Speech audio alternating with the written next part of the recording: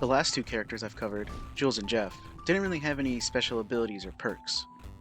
They more so relied on the player's raw skill and item choice to get by.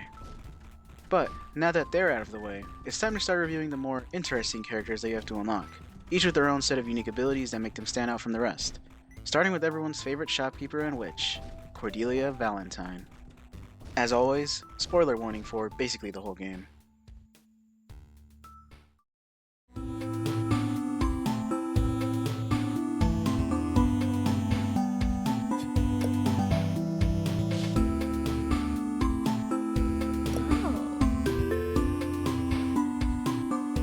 Here for a little visit?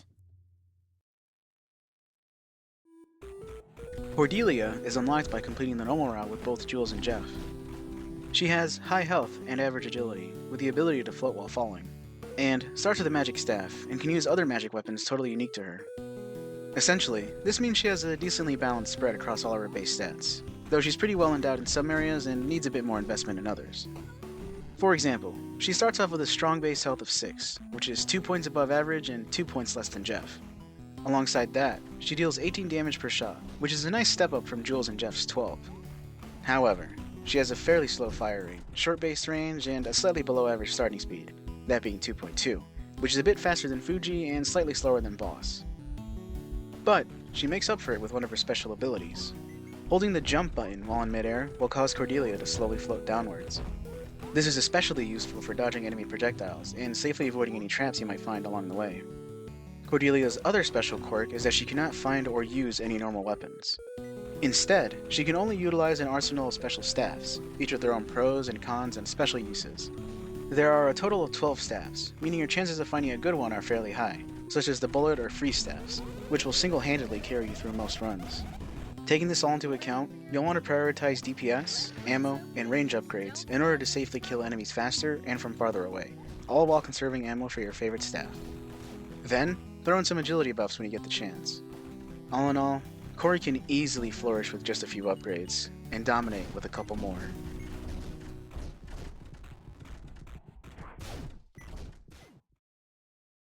But now, let's go into a bit more detail. In my honest opinion, Cordelia is easily in the top 3 characters in Dead Estate. Her ability to wield her different staffs can set you up for some insane damage, or allow you to cheese certain enemies and clear a room for free.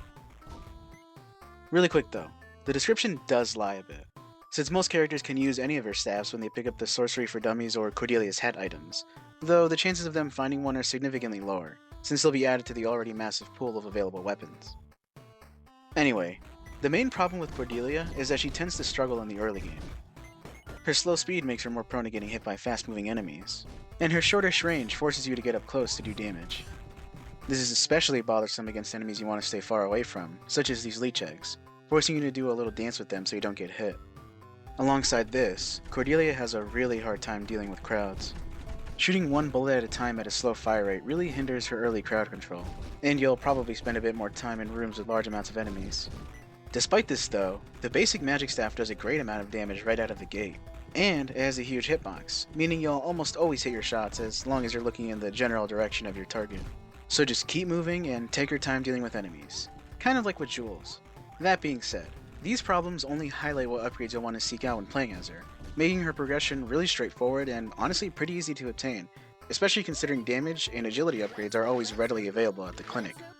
Speaking of the clinic, you'll notice when you're playing as Cordelia that someone else has taken over the different shops in her absence.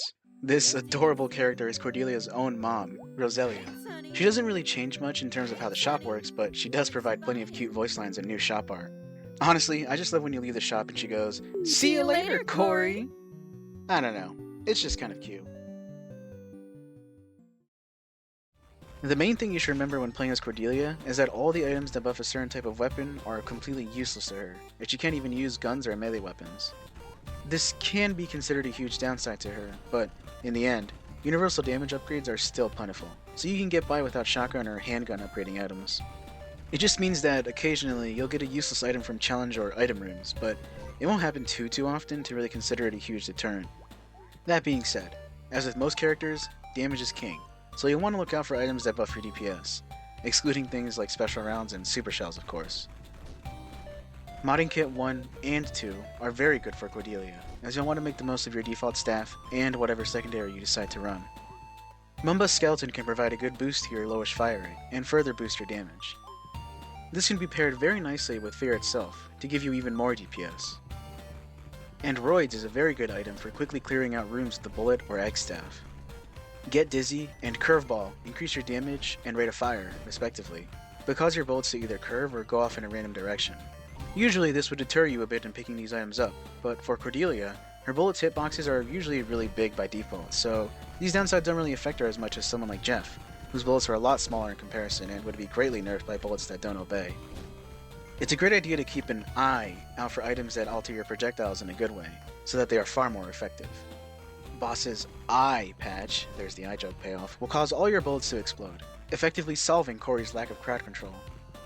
Radioactive Microwave will let you do a bit more passive damage, allowing you to kill enemies a bit faster in a wider hitbox.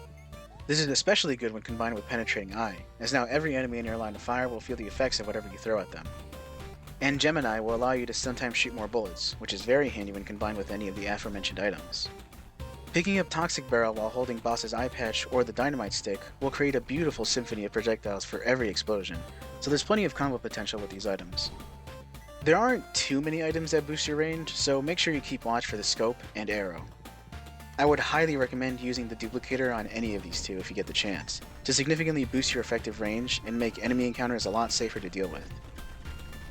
Another of Cordelia's weaknesses is speed, so items like the Choco Bar and Diet Pills are almost vital for outrunning faster enemies. The Strange Fruit is also very good to have, as it boosts your agility and a few other stats, all at the same time. The Sandals of Hermes and Digby's Cap are amazing items to have, as they really help out your floatability, allowing you to escape danger a lot faster or let you stay in the air for much, much longer. Because of this, any items that add jumps are great to have, such as the Magic Carpet and Rubber Boot. Or items that boost your jump height, like the Super Shroom and Rocket Boots. In the same vein, the Balloon is a great addition to your arsenal if you have a good amount of range, but can also just be used for its jump height boost. While Cordelia starts off with a decent amount of health, it's still a great idea to look out for items that boost your HP, like Fuji's Mask, since it gives you extra health and also boosts your agility. The Heart of Steel is great to have if you keep finding staffs you don't like, so you'll at least get some good use out of them. But mostly, you'll probably be more than well off from just buying health upgrades at the clinic, since you'll get 2 additional max HP per health boost purchase. Finally, because Cordelia's staffs can be very powerful, items that allow you to conserve or find more ammo are very good to have, since ammo boxes can feel impossible to find while playing as her normally. Bandolier is an incredible item to have when paired with Roids, or with your favorite staff, since you don't have to worry about ammo consumption if everyone's dead within 3 seconds of entering a room. That being said, Ammo Recycler and Living Bullet are great for conserving ammo. Jeff's Beard and Aura of Ammunition allow you to find tons of ammo pickups, and Bullet Brain starts you off with a bit more ammo when you pick up a fresh staff. Big Spender is also a reasonable choice if you have a staff you like and a ton of money, although it would probably be better spent on items or clinic upgrades. This is mostly for those runs where you have thousands of dollars and nothing to spend them on.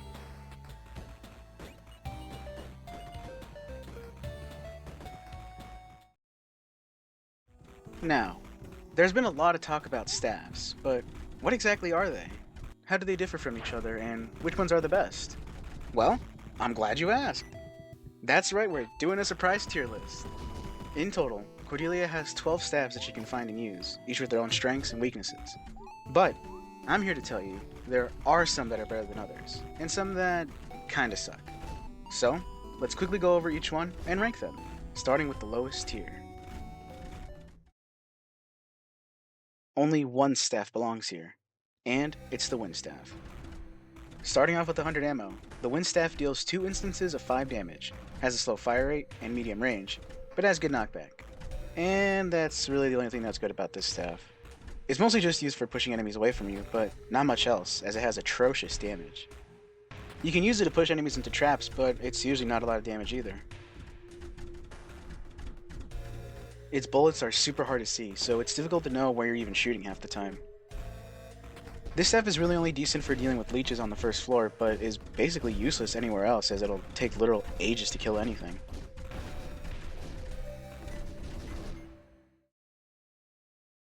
Again, only one staff belongs in this tier, the Blood Staff. This staff also starts off with 100 ammo, but instead of shooting out bullets, it summons a ring at Cordelia's feet which expands outward over a short period of time. It's important to note that if you jump and shoot with this staff, the ring won't follow you into the air, and instead will remain on the floor. It deals 13 damage continuously to enemies within the ring, but has a very short range and slow rate of fire. This staff is really only good against enemies that either don't have melee attacks or don't hurt you if you touch them, because against enemies that want to chase you and get close, this weapon surprisingly struggles and is a bit hard to use. Combined with the garlic necklace though, it is a bit easier. The damage really isn't high enough to justify the risk of using it, so you can destroy this weapon for the money without feeling guilty. The only reason it's higher than the wind staff is because it can actually kill things. The literal only way you can use this staff is by continuously jumping and floating in the air, since the ring will always spawn on the floor, allowing you to damage enemies that are directly under you. This is still fairly risky though, but it is the best way, in my opinion, to use it, besides destroying pots. Honestly, this staff would be a lot more fun if it healed you or something after killing a certain amount of enemies, because you're technically draining the life from them. Either way, this staff isn't very good.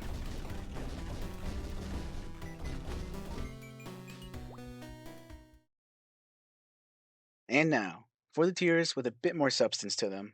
Starting off with the low end, the Rhetoric staff takes its place as the worst B tier staff. It deals 16 damage, starts off with 100 ammo, but has a fast fire rate, long range, and a horizontally long hitbox. That just means it's a bit easier to hit enemies from certain angles.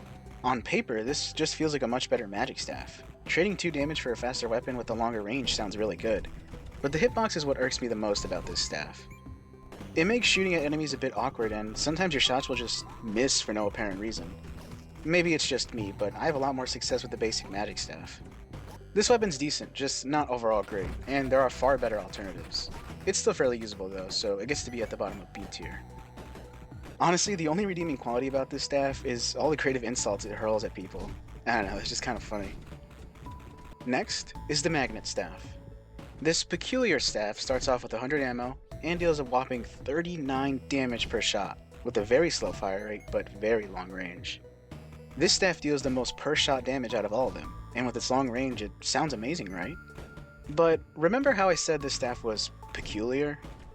Well, its special quirk is that the projectiles you shoot out draw enemies towards it, because it's, well, you know, a magnet.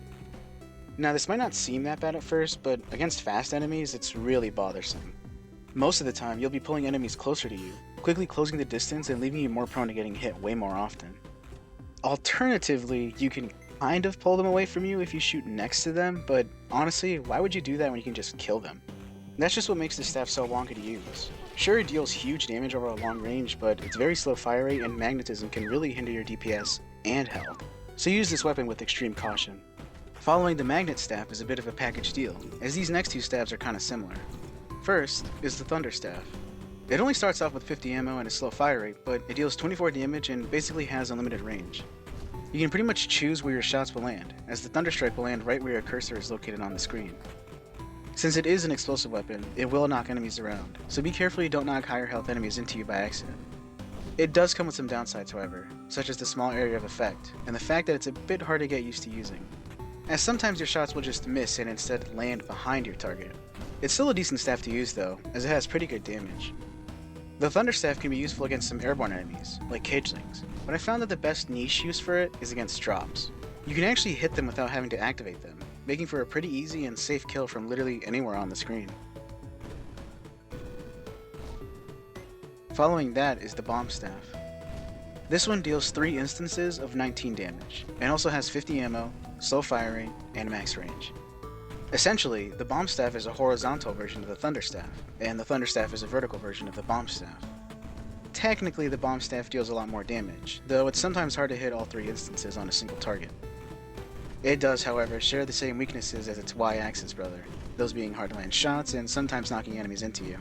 That being said, these staffs do benefit greatly from items that buff explosive weapons, especially the Toxic Burrow, and can be useful against groups of enemies, especially if you can kill them all at once, which is why they're at the top of B tier. Honestly, the best way to use these two is by finding the Game Breaker item, allowing you to get in tons of explosions in very quick succession.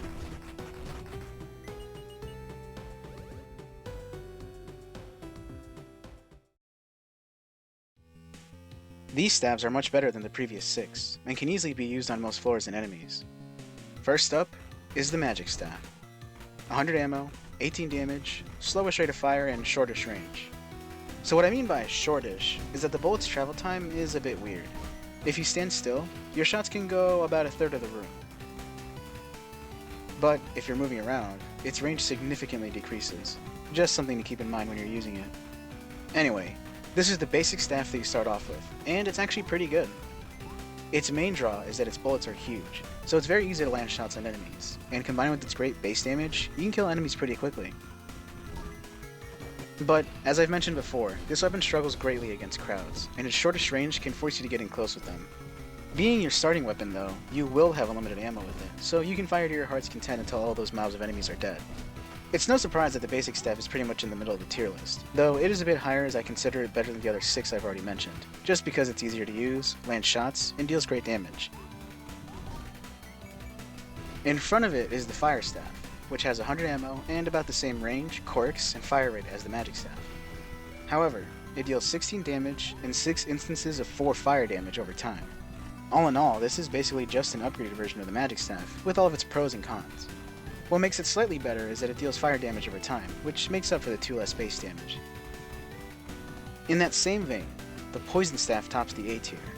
It starts with 100 ammo, about the same range and fire rate as the previous 2 staffs, but deals a nice 22 damage per shot, alongside about 12 instances of 1 poison damage over time. In terms of these magic staff clones, this one has to be the better of the 3, as it might not deal as much DOT as the fire staff. Its upfront damage is much higher than both the fire and magic staff. There's really not much else to say other than it's a great weapon to pick up and try out.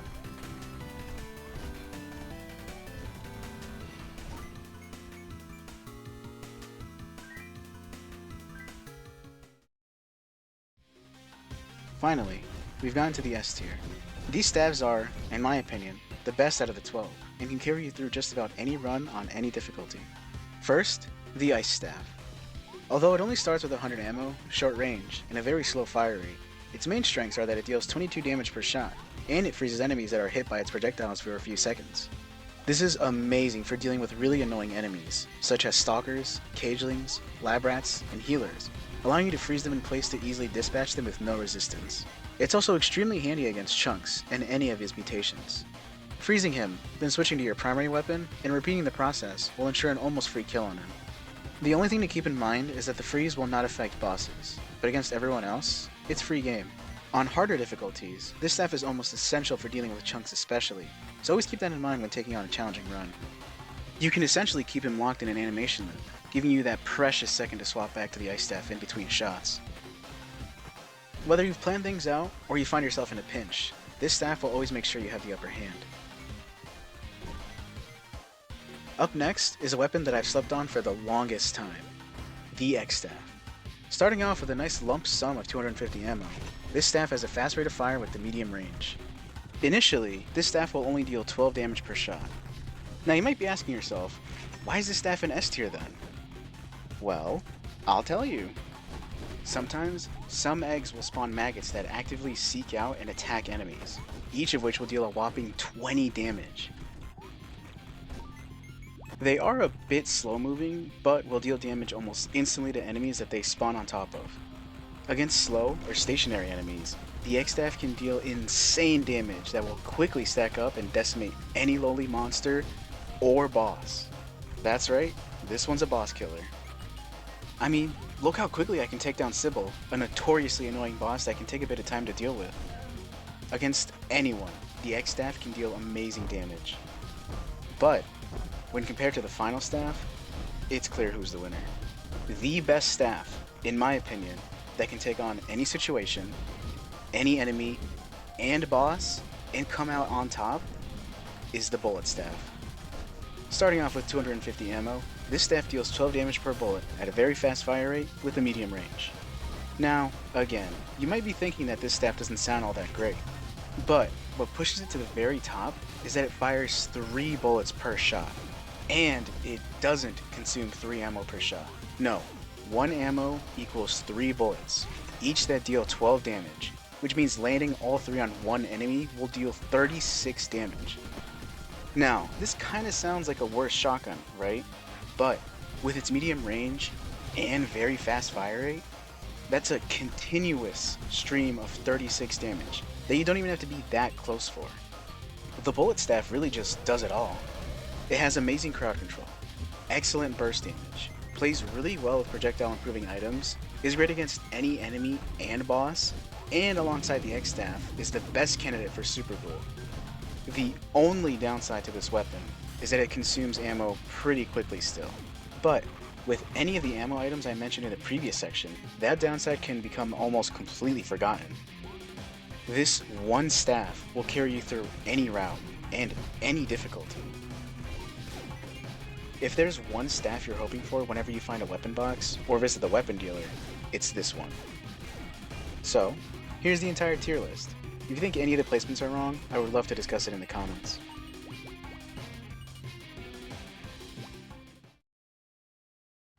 Against bosses, Cordelia can either kill them quickly or struggle a bit. It all depends on what staffs you have at your disposal. With short-range staffs, Cordelia can have a bit of trouble, like jewels, due to having to get in close and personal. In these cases, it's best to take it slow and learn the boss's attack patterns. Cordelia, however, has a very useful trick up her sleeve. Against most bosses, her float ability can come in clutch way more often than you think. It's especially useful against bullet hell bosses, but can be utilized against any boss that can unleash attacks on the ground. The float makes it a bit easier to stay close, as you can just hold your aerial position and get tons of shots off before having to make a safe landing. This is especially apparent against Kraken, and chunks at the end of the normal route, as you can ignore a lot of their bullet spam attacks by just simply floating in the air. With a top tier staff though, such as with the bullet or egg staff, Cordelia can quickly kill any boss before they can barely even make a move. In these cases, it's a great idea to prioritize your DPS, so you can swiftly end the fight before taking too much, if any, damage. If you do make a mistake, her high base health will keep you in the fight longer than most characters, so don't panic if you get hit 1 or 2 times. Overall though, Cordelia can perform pretty well against every boss, even with just a basic setup. Having game knowledge will allow you to get away scot-free most of the time though, so it's still always a good idea to learn their attack patterns, just in case.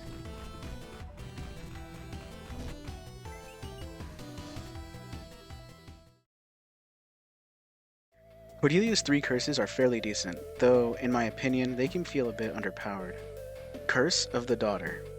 Decreases all shop prices for Cordelia, but coins drop less often for her. Curse of the Resident. Entire floors are visible from the start, but increases Cordelia's chances to encounter cursed floors.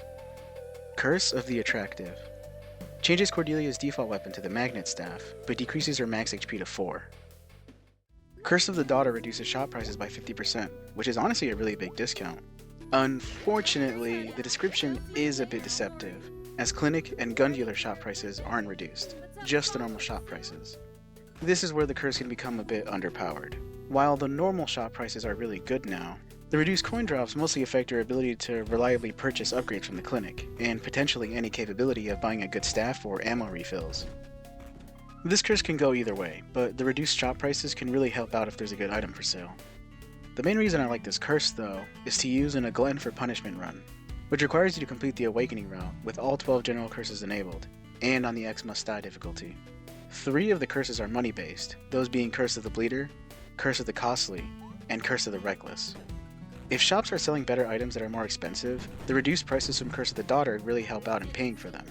But again, double-edged sword, because if you get hurt just once, then you're almost getting no money drops from the triple reduction. Since you, 1, drop money when you take damage, 2, will find less money because of Curse of the Daughter, and 3, you'll find even less money when you're not at max HP, due to Curse of the Bleeder. This is a pretty good curse if you're running a normal playthrough though, but for something a little more challenging, it could go either way. Curse of the Resident is her best curse, in my opinion. Knowing where all of the shops, key, challenge, and boss rooms are will accelerate your runs, since you can just easily run right to them.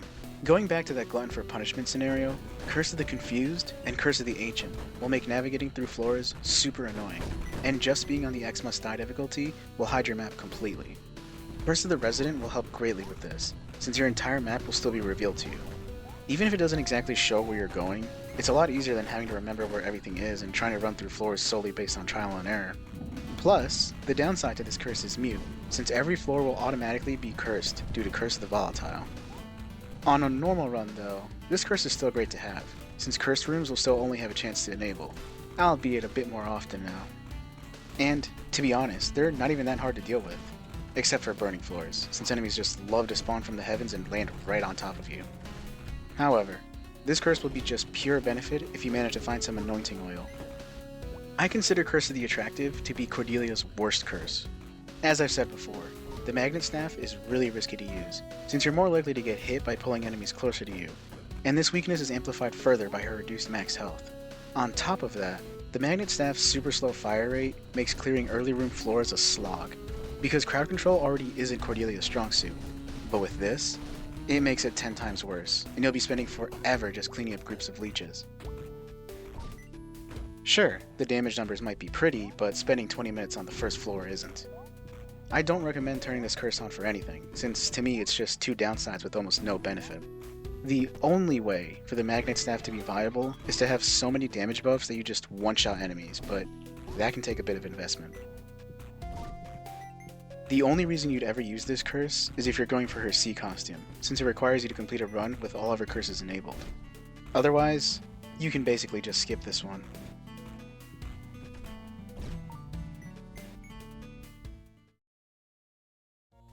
Cordelia can excel in some routes with just a few upgrades, and one or two top tier staffs. While she may struggle a bit on the first few floors, she dominates the mid and late game, and can decimate any boss in a timely manner. On the normal route, Cordelia has no trouble going through the normal 4 floors. The enemies here are fairly easy to learn, and once you do, you'll be quickly taking them out without taking any damage. The only slight trouble here are faster enemies, since Corey's a bit slow starting out. Buying agility upgrades on the first floor is recommended, if you're struggling with outrunning things like fast zombies and infestors. But other than that, it's a good idea to get some damage boosts and check out the shop for items to buy. The bosses here are easily cleaned up, and her float will let you dodge a lot of their attacks fairly easily. The main ones I would be cautious around are Piero and Sybil, since they move around fairly quickly and hit you with a ton of cheap shots. For them, you'll either need to be patient and shoot them when opportunities arise, or invest in range and agility boosts. Due to the aforementioned float ability, Chunks is a fairly easy kill, as half of his attacks are easily dodged by just floating in the air. Just make sure you always have a safe landing. Just about any staff is good to have for this route, but I would recommend sticking to the B or higher tier ones. For the true ending, it's about the same. The 4 alternate floor bosses either don't require that much agility investment to reliably dodge, or you can just float to avoid them. Kraken is the main one that I think of, since a lot of his attacks are essentially just bullet hells. The only one I have trouble with is his tentacle attack, but maybe I'm just bad at the game.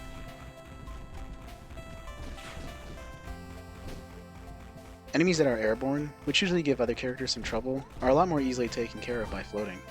I'm telling you, floating may seem like such a silly or simple ability, but it helps out way more than you think. However, enemies that love to jump around a lot can still be a bit annoying to fight, even with floating. Either way, if you don't have decent crowd control, you will struggle quite a bit, since a lot of the floors here love to throw groups of enemies your way. This is especially apparent in the exit realm. There are so many crowds here, and not having a good staff will hinder your ability to clear out rooms without getting hurt. Against Diavola, you'll need to be on your toes in order to avoid her quick attacks. Or, don't even be on your toes at all and just float above most of them. Practice will always be great to have, but being able to do large amounts of damage is also a must, since this fight can drag on if you don't have enough boosts. A decent amount of investment is needed to take on this route, but not nearly as much as someone like Jules would need. Some damage, range, and agility upgrades, alongside any A or higher tier staff, will do just fine here. For the Awakening route though, you'll need a bit more upgrades, as usual. A lot of the enemies here are really fast, so agility upgrades are highly recommended. Plus, they'll throw even more groups of enemies at you, which amplifies the need for good crowd control. Investment in her main areas is a must, or you'll probably end up being overwhelmed and dying on the first dream floor. Both the bosses and the enemies here have tons of health and speed, so make sure you at least buy out the clinic before even attempting this route. Undeads, Shadow Kids, and Prisms are especially annoying due to how fast they are, and the last two can be really hard to hit if you don't have any rate of fire upgrades. Oko and the Hanged Men are a bit tough to deal with, since they can be pretty fast and hard to pin down. Against Leviathan, you are definitely going to need at least some good range, because staying too close to him can be a death sentence if you aren't careful. Make sure to consult the list of items I laid out for you in the recommended items section, because they'll be quite the lifesavers on this route. I will say though, Curse of the Resident can help out a lot on the dream floors, since they're usually ginormous. Being able to see where all the important rooms are will prevent you from just wandering around aimlessly and fighting way more hordes of enemies than you need to. A healthy amount of items and buffs, alongside an S tier staff, especially the bullet or egg staff, will help you out greatly on this route.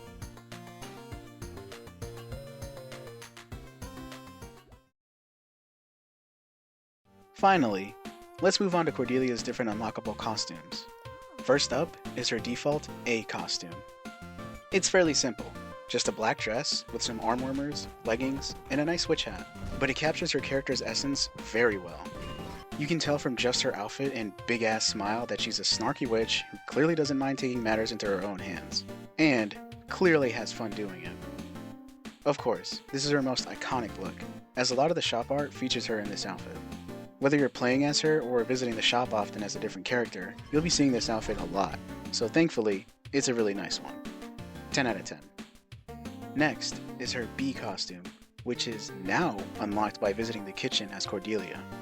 Back in my day, it used to be you had to complete the true ending as every character in order to unlock this costume, but it was recently changed in the Good Night update to be unlocked in the new way, which is literally just hopping on the elevator shaped like a big ass cookie and getting it for free. Am I salty I had to unlock it the hard way? Psh, what? No. Anyway, this costume features her in her graduation outfit, complete with a nice graduation cap. Now, the wiki will tell you this is her after the game takes place, because, quote, beating the game as Cordelia reveals she's in college, so this costume seems to hint that she graduated, end quote. This wouldn't make any sense, since she looks like she lost quite a bit of weight and looks a lot smaller than her default costume. So I'm almost 100% sure it's because this costume is actually a younger version of Cordelia back when she graduated from high school instead of college. Because, as we all know, in the future, she basically maintains her weight, so unless in those few years she lost a ton of weight, then gained it all back, I think this is a past version of her. Not to mention, her hair is a bit different, though it might just be because it's in a ponytail. But again, if we look at her in Fuji's intro cutscene, we can literally see her in high school, where she also almost always wore a ponytail.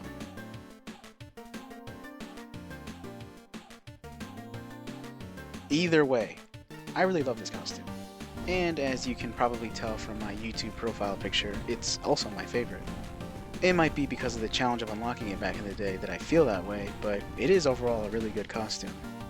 I really like the purple, and the different hairstyle is nice. Not to mention, the sprite is adorable. This is usually the costume I have on when I'm playing as Cordelia, especially when I'm doing a tough challenge. 10 out of 10. Her C costume is unlocked by completing a run with all 3 of her individual curses enabled. A little annoying to do because of Curse of the Attractive, but overall pretty simple if you just go through the normal route and pick up a different staff. This costume features her dressed in an outfit based on Lady Dimitrescu, I think that's how you say it, from Resident Evil Village. Instead of white, her outfit is red, but the resemblance is still pretty much there. When I say this is my least favorite costume, I don't mean it's the worst, I just prefer the others over it. Though I will say, I do like how instead of completely altering her to look more like Lady D, they instead just gave her a similar outfit and elements, such as the spooky glowing eye. I prefer costumes like this, as I stated in my Jules review, because it keeps the character's normal look while dressing them up in a fresh new outfit. That being said, the sprite is cute and red is my favorite color. I just wish they gave her the white outfit instead, but I think they didn't do it to avoid copyright, though I'm not entirely sure. Either way, it's a good costume. 8 out of 10. Her D costume is unlocked by completing her triple digits challenge. This is an interesting challenge, as it requires you to complete a normal route run with the poison staff and some additional items, namely the super finger, trigger finger, and severed toe. The main reason this challenge is annoying is because of trigger finger, which basically forces you to spam click your mouse to do any decent damage. It does have the potential to significantly boost your DPS if you click fast enough, but if you can't, it's quite literally a skill issue. I'd recommend training yourself to aim in one direction and completely lifting your hand off of the mouse to more easily spam click with your index finger. Or you can do the old alternating double finger clicking trick. Here's some advice. If you decide to take on this challenge, make it the first thing you do with your hands all day. because you should be able to tap your fingers a lot faster, but your hand will be exhausted by the end of it. One issue I kept having was that I kept accidentally hitting the button in the middle of my mouse that changes its DPI, so I had to keep readjusting in mid-combat. At the very least, this challenge doesn't make you do the awakening route, so it shouldn't take you that long to complete, even if it is a bit tiring. Either way, this costume puts Cordelia in her beach outfit, complete with tan skin and sun hat. I'll be honest, the main reason I like this skin is because of her skin tone. If you don't remember, Cordelia's in-game sprite used to be a lot tanner than her actual skin color, which they changed in the final update.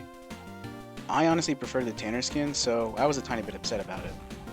But with this costume, she goes back to her roots. Also, I think this is one of the few beach-themed skins that actually puts the character in a bathing suit or similar.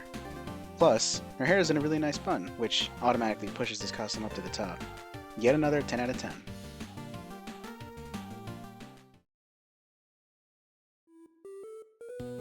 Personally, Cordelia is my favorite character. Whenever I want to do a tough challenge, she's my go-to.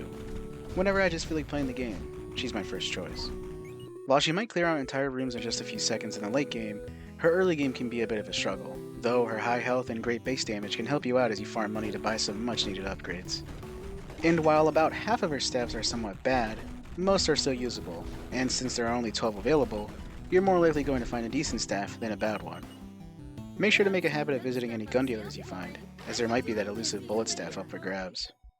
Overall, I'd give Cordelia a 9 out of 10. While her early game can be difficult, her ability to tackle hard challenges and higher difficulties using her floating ability and powerful arsenal of staffs pushes her above most of the cast. Her progression is very straightforward, making her easy to invest in and fun to play as. Though she doesn't benefit from a handful of weapon type boosting items, there are still a large variety of general use items that can easily cover this weakness and make you forget you can't use any normal guns, since you'll be having such a great time with your super powered staffs. All in all, you just need to survive the early game to truly thrive in the late game. Unfortunately, the same can't really be said for the next character, who can be a bit of a headache to play. That character is Fuji.